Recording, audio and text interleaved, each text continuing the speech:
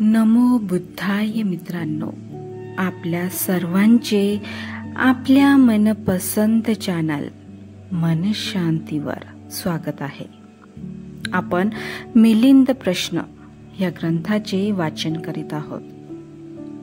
चला तर सुरू करूया आजच्या वाचनाला. उपभाग 19. काळाचा आरंभ अज्ञात. राजा म्हणाला, भन्ते, आपण जे म्हणता की काळाचा आरंभ कोठून होतो हे कळत नाही, तेव्हा कृपा करून ते एखाद्या उपमेद्वारे स्पष्ट केले तर बरे होईल. महाराज, कोणा मनुष्याने जमिनीत एक लहानसे बीज पेरले, त्याला अंकुर आले, हळूहळू रोपटे वाढून त्याचा वृक्ष झाला. नंतर त्याला फळे आली, त्या फळांवरील बीज पुन्हा पेरले, पुन्हा त्याला अंकुर येऊन त्याचा वृक्ष झाला, पुन्हा त्याला फळे आली. महाराज, आता तुम्ही सांगा की या गुंतागुंतीचा शेवट होऊ शकेल का? मुळीच नाही भन्ते. महाराज, याप्रमाणे भूतकाळाचे अंतिम टोक स्पष्ट होऊ शकत नाही. कृपा करून पुन्हा उदाहरण देऊन समजून सांगा. स्थविर जमिनीवर एक वर्तुळ काढून म्हणाले, या वर्तुळाचा शेवट आहे का? नाही भन्ते.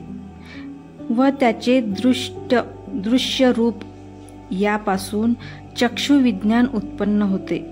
हे तिन्ही एकत्र येतात तेव्हा स्पर्श उत्पन्न होतो. स्पर्शापासून वेदना आणि वेदनांपासून तृष्णा उत्पन्न होते. ह्याच जे पाहण्याच्या तृष्णेपासून पुन्हा चक्षु उत्पन्न होतात. आता या चक्रांचा अंत आहे का? जे चक्षुपासून घडते तेच कान, नाक, जीभ, शरीर व मनाबद्दल लागू आहे. याप्रमाणे हे महाराज, भूतकाळाचे अंतिम टोक स्पष्ट होत नाही. भन्ते, तुम्ही अगदी बरोबर समजावून सांगितले. उपभाग 20. आरंभाचा शोध. राजा म्हणाला, भन्ते, आपण म्हणता की आरंभ कोठे होतो याचा पत्ता नाही. तर हा आरंभ म्हणजे काय? महाराज, कोणत्याही वेळेचा भूतकाळ असो, तो भूतकाळाचा आरंभ आहे. भन्ते, तर कोणत्याच आरंभाचा पत्ता लागत नाही का? महाराज, काहींचा लागतो, काहींचा लागत नाही. भन्ते, कोणाचा पत्ता लागतो व कोणाचा पत्ता लागत नाही ते सांगा. महाराज, पूर्वी जेथे कधीही अविद्या नव्हती अशा आरंभाचा पत्ता लागत नाही. कोणत्याही स्वरूपातील व प्रकारातील वस्तू म्हणजे अविद्या किंवा अज्ञान. जी वस्तू पूर्वी कधी नसताना अस्तित्वात येते आणि कोणती वस्तू असताना नष्ट होते, अशाचा आरंभाचा पत्ता लावता येतो. एकंदरीने आपल्या दृष्टीने पाहता काल प्रवाहाच्या सुरुवातीची अविद्या असल्याने माहिती मिळत नाही, परंतु जन्मापासूनच्या कालखंडातील माहिती उपलब्ध होते. म्हणजे जन्म सुरू झाला की मृत्यूही आलाच, या दृष्टीने माहिती उपलब्ध होते. भन्ते, जी वस्तू पूर्वी कधी नसताना जन्मरूपाने अस्तित्वात येते आणि अस्तित्वात असलेल्याचा नाश होतो, म्हणजे काळाची दोन्ही टोके कापलेली आहेत, तेव्हा सर्व काळ प्रवाहाचे काय होईल? वाढेल का? महाराज, जर दोन्ही टोकास कापले तर वाढीस लागेल. भन्ते, मी असे विचारित नाही, तर ज्या टोकापासून काळ प्रवाह तुटलेला आहे तेथून त्याची वाढ होईल का, असे मी विचारित आहे. होय महाराज, वाढू शकते. भंते उपमा देऊन समजावून सांगा. स्थविराने बीज व झाड यांचे पुन्हा उदाहरण देऊन पुढे सांगितले की रूप, वेदना, संज्ञा, संस्कार आणि विज्ञान हे 5 स्कंद काळ प्रवाहाचे मूळ बीज होत. भंते आपण बरोबर समजावून सांगितले. उपभाग 21. संस्काराची उत्पत्ती व त्यापासून सुटका. राजा म्हणाला,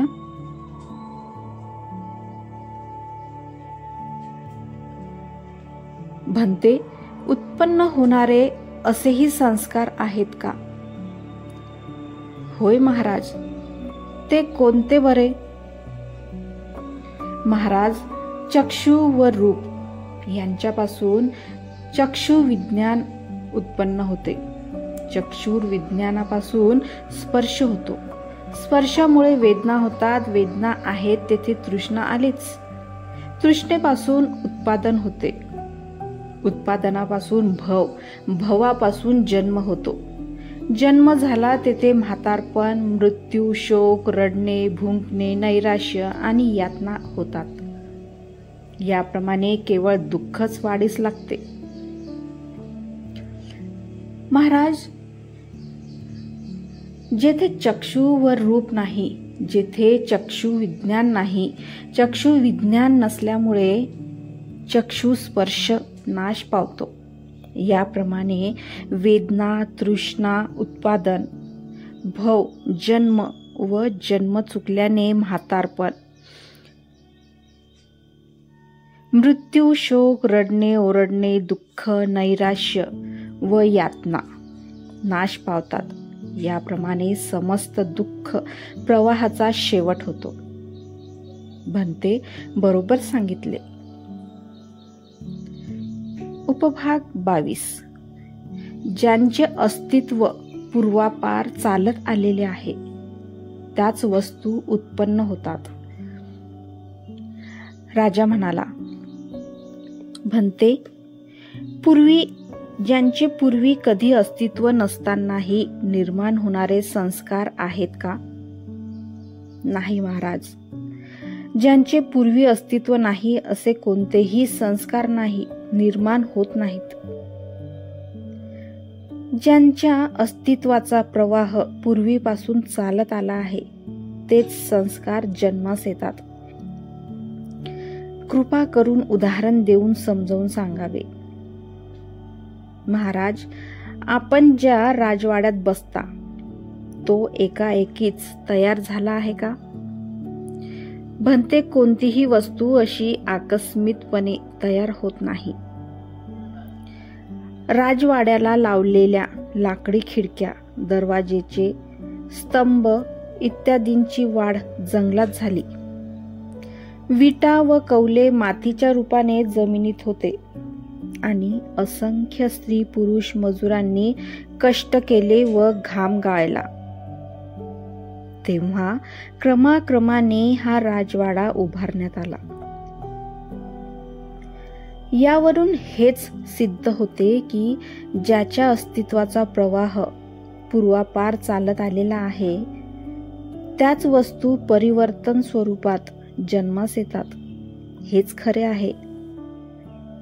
महाराज, याचप्रमाणे कोणत्याही संस्काराची निर्मिती त्यांच्या पूर्वापार चालत आलेल्या अस्तित्वाच्या प्रवाहावरच अवलंबून आहे. जे संस्कार जन्मास येतात त्यांच्या अस्तित्वाचा प्रवाह पूर्वीपासूनच चालत येणार आहे.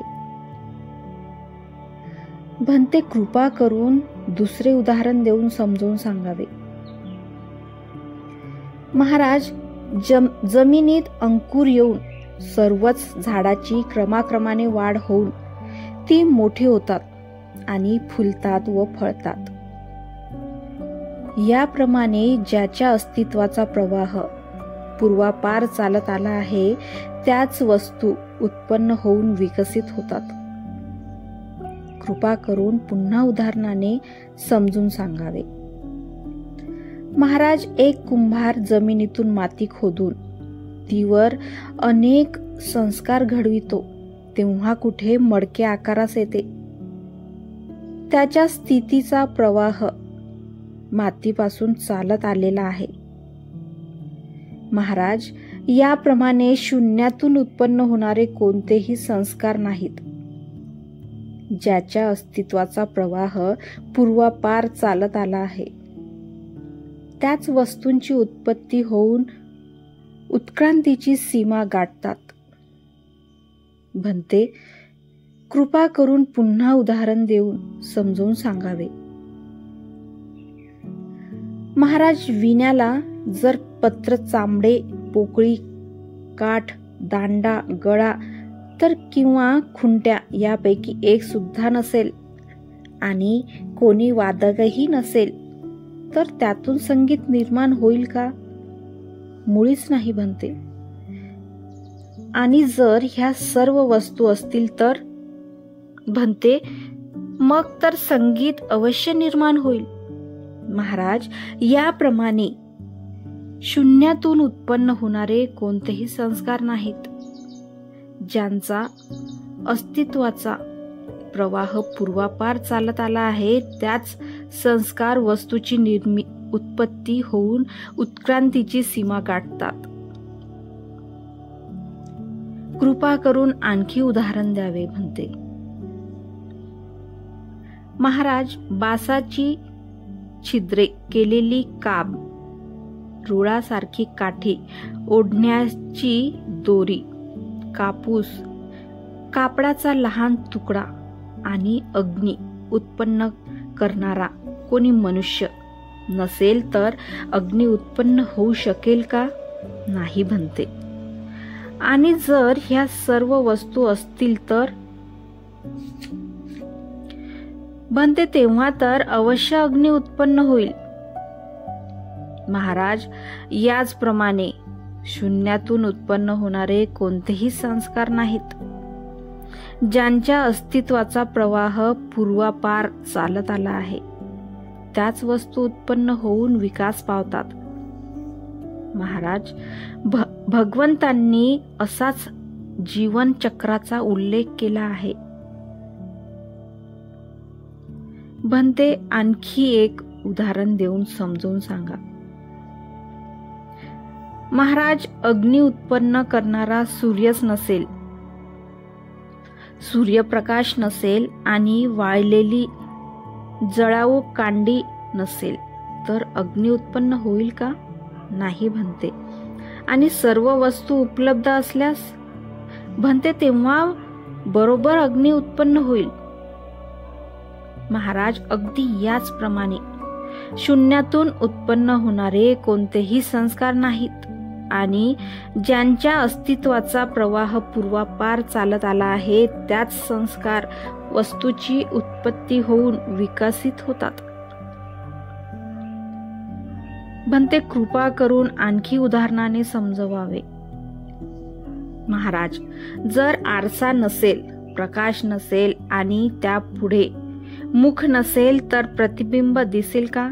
नाही भंते. आणि जर ह्या सर्व वस्तू असल्यास? तेव्हा निश्चित प्रतिबिंब दिसून येईल भंते. महाराज, बरोबर याच उदाहरणाप्रमाणे शून्यातून उत्पन्न होणारे असे कोणतेही संस्कार नाहीत. ज्यांच्या अस्तित्वाचा प्रवाह पूर्वापार चालत आला आहे त्याच संस्कार वस्तूची निर्मिती होते. भंते, आपण माझ्या मनातील शंका एकदमच मिटवून टाकल्या. मित्रांनो, आजचे वाचन आज आपण इथेच थांबवूया. धन्यवाद.